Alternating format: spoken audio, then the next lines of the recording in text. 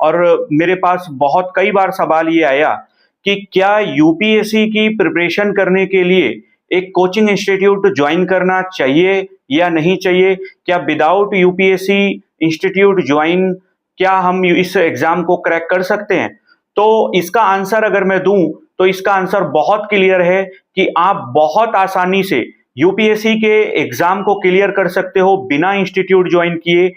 और अगर अभी आप लास्ट का देखेंगे तो यूपीएससी के कई सारे जो रिटायर्ड चेयरमैन रहे हैं, उन्होंने इस बात को बहुत स्पष्ट कहा है कि विदाउट यूपीएससी कोचिंग आप इस एग्जाम को क्लियर कर सकते हो। कोचिंग्स ने बहुत बड़ा एक मार्केट बना के खड़ा कर दिया है जिसमें लाखों की पेमेंट आपसे ली जाती है, और इस पेमेंट से आप लोग एडवर्टाइजमेंट करते हैं, अपने घर परिवार चलाते हैं, और आप लोगों को एक बहुत बड़ा गरीब फैमिली के परिवारों को बहुत बड़ा एक धक्का लगता है कि इतने लाखों में पेमेंट आपको जमा करनी होती है।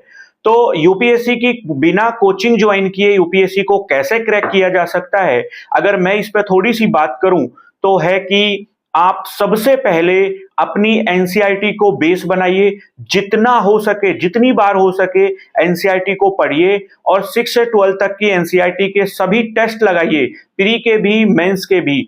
और उसके बाद आप किसी इंस्टीट्यूट की टेस्ट सीरीज ज्वाइन कीजिए, और साथ में एक बहुत अच्छा जो वेल एजुकेटेड और क्वालिफिकेशन के साथ आपके पास एक मेंटोर होना चाहिए।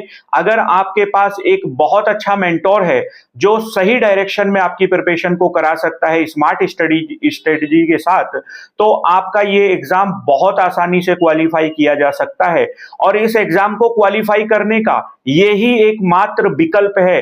कोचिंग इंस्टीट्यूट में लाखों स्टूडेंट स्टडी कर रहे हैं, क्या सभी का एग्जाम क्वालिफाई होता है? क्या सभी इस एग्जाम में पास होते हैं? नहीं। अगर मैं बात करूं 5 लाख लोग एग्जाम देते हैं तो 4,90,000 स्टूडेंट प्रीलिम्स में बाहर हो जाते हैं, 10,000 सिर्फ मेंस लिखने जाते हैं। उसके पीछे का सबसे बड़ा रीजन है कि आप आते ही डायरेक्ट कोचिंग ज्वाइन कर लेते हो। इससे पहले आपको अपना बेस मजबूत करना चाहिए, एनसीईआरटी को अच्छे से पढ़िए, एक बहुत अच्छा मेंटोर रखिए, आपकी ये सफलता बहुत दूर नहीं है।